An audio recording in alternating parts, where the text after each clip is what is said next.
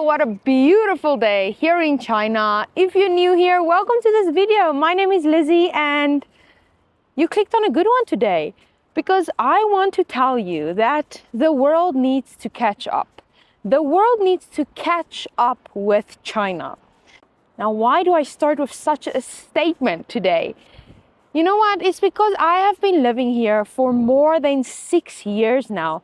And the insane changes in development that I have seen, I feel like this is the perfect example. These are buildings. This is what the West thinks China still looks like, right? And this is literally the only older community that I can see. Look at those communities over there. Look at these buildings here behind me. This is China today.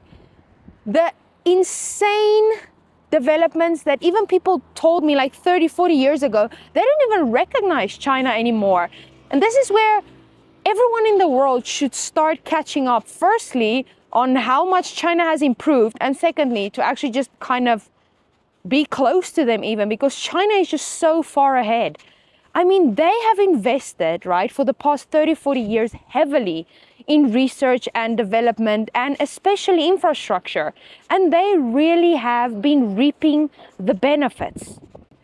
Literally when Biden was president, he said exactly the same. And this was 3, 4 years ago. You know, we used to invest more in research and development than any country in the world. China was number 9. We now are number 8. China's number 1. China has a bigger manufacturing scale than all other countries.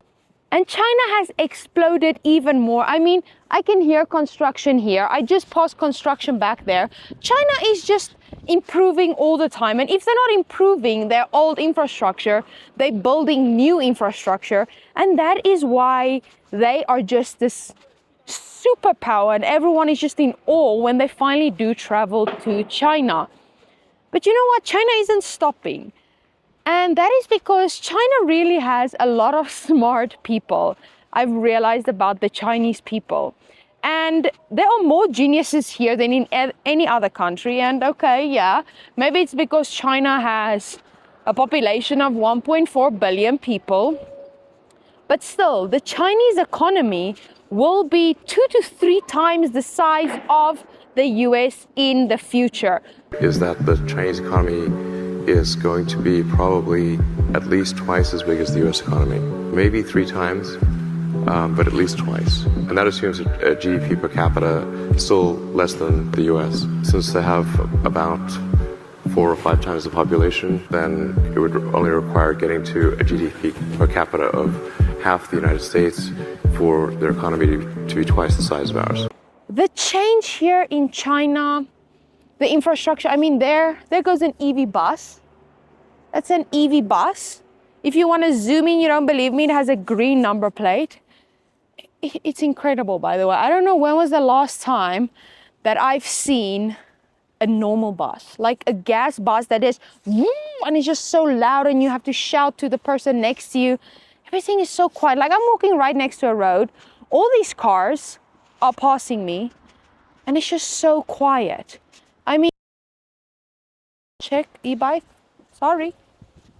Like here, for example, here are 3 cars just standing here. Blue, that's a gas car. And then here, we've got 2 EV cars there in the front of me. There's an EV car over there. Oh, here's another EV car right over here. But then not just with the EV cars, right? I'm sorry, again, a taxi. There's an EV taxi over here. I just told you guys, I don't know when was the last time I've seen used a Didi that was not EV or seen a taxi. These are all quality stuff, guys. This is what makes life here in China convenient, right? Me walking, I can make a video. I don't need to shout because it's so quiet. Everyone can use it. Inside the car, you can sleep because it's just so nice and quiet. But not just the cars. I'm getting drifted away here with the cool EV cars that are everywhere and just what it does to China. Why we have this beautiful blue sky that people in the West still think it's polluted and I need to wear an oxygen mask all the time, but okay. I want to talk about the infrastructure, right? The changes in infrastructure here in China, the tunnels, the bridges. Oh, wow. Some of the craziest, longest, tallest bridges I've ever seen in my life I haven't even seen it in movies, and here it is in China. Like, right, for example, like a city like Chongqing. The bridges there are just incredible.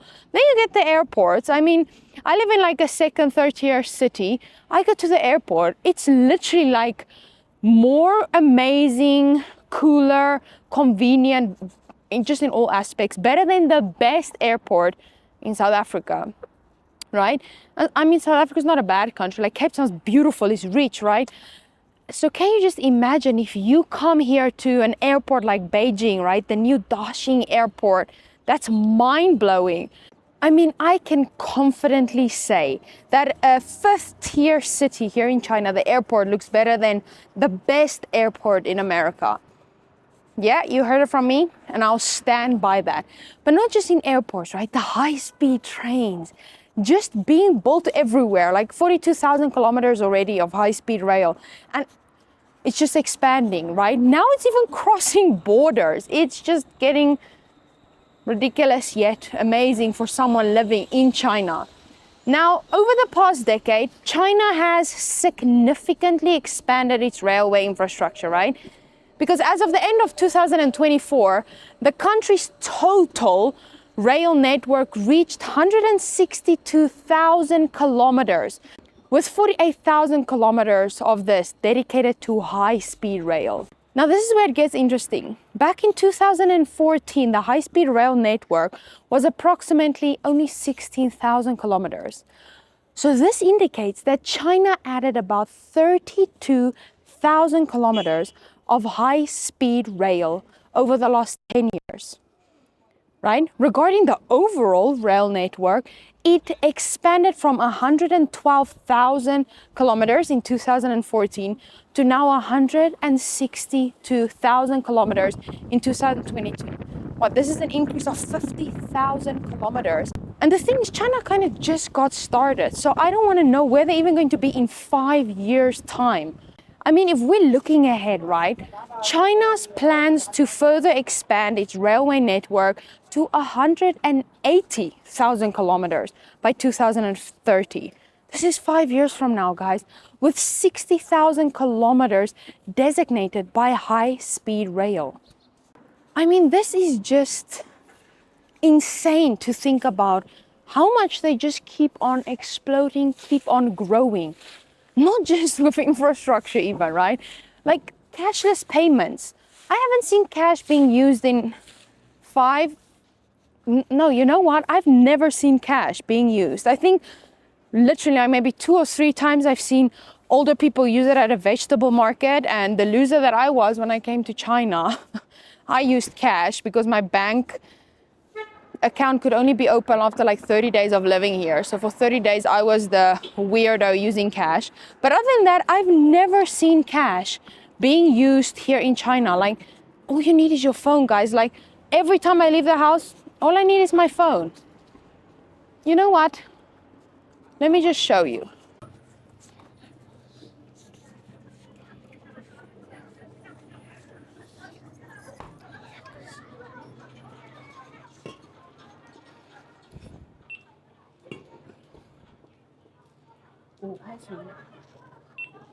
That's it, guys. That's literally how easy it is. You go in, pick it, pay. That's it. Let me open this bad boy. Oof, look at that. By the way, this is like one of the most sold beers in the world, the snow beer. You have to give it a try. Cheers, guys, to China.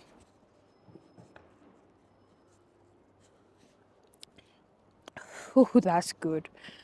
Ooh. As you guys can see, the pink trees are out, so it's getting warmer. Even these clothes too warm. Oh, this beer is good. Yay! Ooh. But see, this is something that you will never be able to do. If I was in the US right now, oh, I'm gone, guys. I would be tackled, maybe even shot, you know? I mean, here I am walking around 4:30 p.m. in the afternoon. I can do whatever. I can drink my beer. No one's judging me. You know what? Maybe some people are judging me because people don't really, even though they're allowed, people don't really drink on the street here. And that's where the freedom things comes in, right? They're allowed to do it, but they choose not to do it. But Ooh, that's good. Ooh. I mean, let's be honest, I do feel like China is more free than America. Let's just be honest with each other now. You know, whatever the West wants to say, let them say it. But I thought America was the land of the free, guys. But how can something like this be illegal? Like, catch up. Please, America, catch up.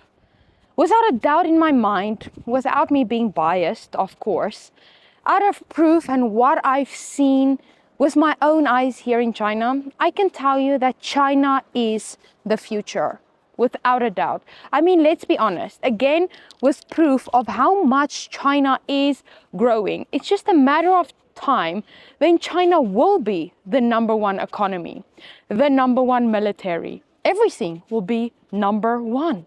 Some say 5 to 6 years, some say even sooner. And that's the reason why I am living here in China. I know what is coming. I know that this is the best country for me to invest my time, energy, money in, and to show the world the real China. I mean, as of 2024, as I'm walking around with all these cars around me, EVs have seen remarkable growth in China.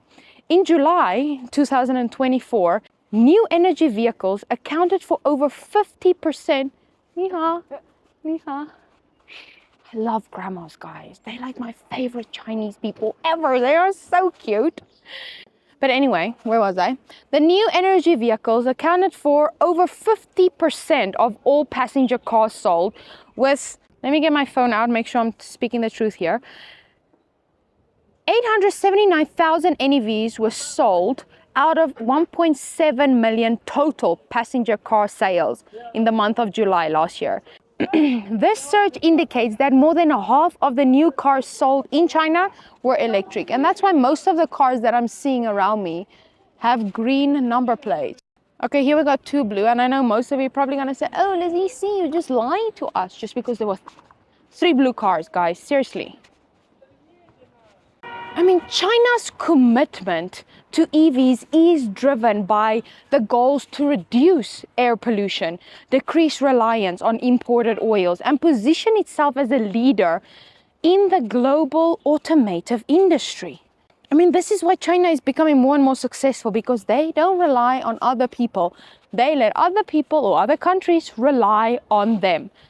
The rapid expansion of China's EV market has also led to significant improvements in air quality.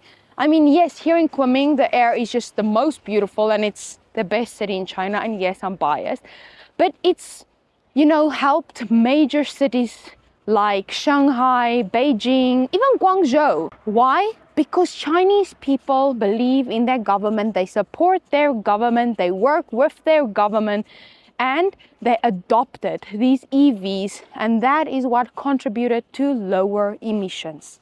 As I'm finishing off this video, don't even get me started on how many people China has lifted out of poverty. Around 800 million. Let me just say that. 800 million. Do you get how much people is that? The population of America is what? 333 million. That's more than 3 Americas. More than 3 Americas. China has lifted people out of poverty. But does the West acknowledge these achievements, recognize them? That guy is literally jogging with an umbrella. If you've ever been to China, people don't like the sun here. They care about their skin a lot, which is why their skin is so nice. But I've never seen that, running with an umbrella. That's extra exercise for the arms, right? But I mean, does the West even acknowledge all these achievements? Not even recognize them. Do they ever say, good job, China? Or even just share this with their audience? Of course not. They will change it completely into the negative. So you know what? I will talk about this. I will share this and I will talk about how amazing China is. And I know so many YouTubers do that. Why? Because they come to China, they see the truth. And that's how this ball is rolling, and why more and more people are visiting China, liking China, and just not believing their government anymore. So you know what? We will acknowledge and we will say thank you, China, and we will keep sharing. Guys, if you like this video, Please share it, subscribe to this channel to see more of these videos, and thank you for watching until the end.